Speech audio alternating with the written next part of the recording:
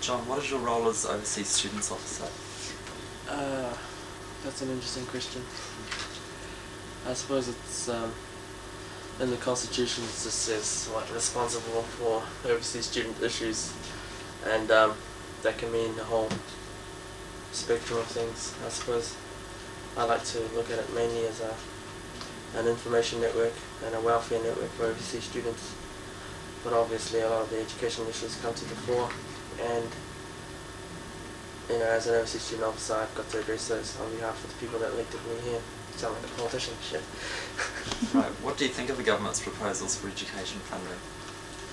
Well, basically I think it's unfair on overseas students.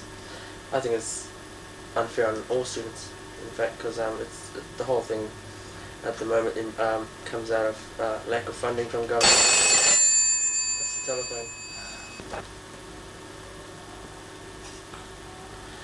Yeah, my role as an overseas student officer, like I said before, everything stems from lack of funding from government.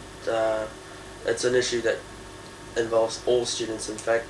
From my understanding, cost recovery has been sort of at the forefront of many governments' education policy. It's only now that they've sort of found a new avenue to look into it, and that avenue is overseas students. I think it's a concern for all students, because what's the old saying, thin edge of the wedge argument. They're going to charge overseas students full cost fees. Eventually all students are going to probably have to pay some form of cost recovery in the future. Why do we have to follow the model put forward by follow the United States model? It's pathetic. We're a good country, but obviously we've got a Labour government that's been pretty irresponsible. And will the proposals to limit the number of new entries affect overseas students as well? I think so. Their proposal is to charge full cost fees for overseas students, and if they do that, they're going to change the whole system around. They're going to make it like overseas students, if they can pay, the highest will get in. I think at present there's a quota system operating, and the quota system is effective. It limits the number of overseas students, but it doesn't charge them full cost fees, and that's a good way to monitor them. We suspect, overseas students suspect, that if some form of cost recovery comes in next year, then the chances are they're going to put away the quota system, because it's not going to be economically viable anyway to have cost recovery without more high-paying overseas students, and Kiwi students will lose out. And I have a real fear about what's going to happen to overseas students already in the system. There has been talk of a transitional arrangement, but nothing concrete. That's about it.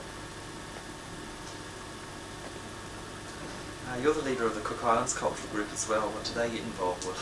What do they do? My other interest, I'm not a leader of the Cook Islands Cultural Group. I used to be a leader of the Cook Islands Cultural Group. Obviously I still have a large interest in the club. I like to be there to support all the activities. I'm there for advice from members of the club. I don't want to be known as an unofficial leader, because that's not true. But I put a lot of my effort behind the club as well.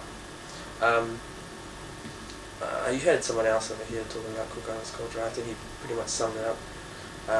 All I'd like to add is that I suppose, like all other clubs here, it provides a network for students from the Cook Islands, and part of my aims as an overseas student officer and a Cook Islander is to provide, a facility, provide a service, and just sort of an environment for people to come together and to pull them together, just to be together on campus, because it's a pretty lonely, alienated environment university is, especially if you're from miles and miles away. It's a big campus. Is it quite difficult for people from different cultures to sort of find it is a big campus, but it also has the biggest overseas student population in the country as well.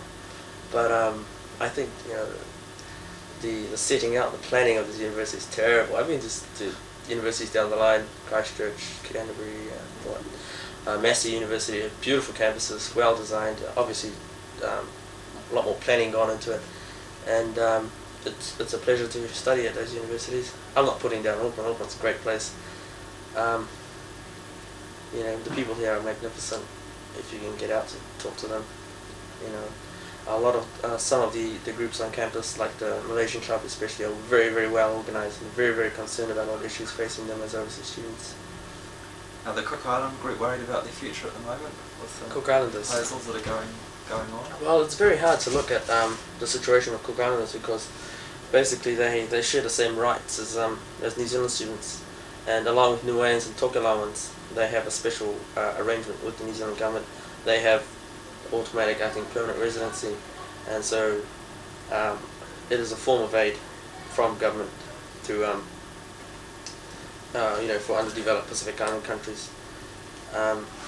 But I strongly feel that it's a, you know, like I said before, it's an issue for all students, and looking at it from a overseas student high fee paying angle, I feel that my interest in it is the fact that is the bilateral aid program, because I've seen some of the data and research the government had put into cost recovery, and I think there's a high likelihood of the fact that the government will probably tighten up on a lot of their on the bilateral aid program.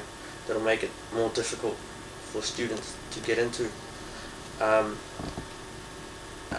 think there's a generalization around it. A Polynesian student has to compete, a private Polynesian student has to compete against an Asian student who is more likely to be highly motivated and overqualified, in fact, for the position. And that's where my concern is for Polynesian students especially. Sorry. She's a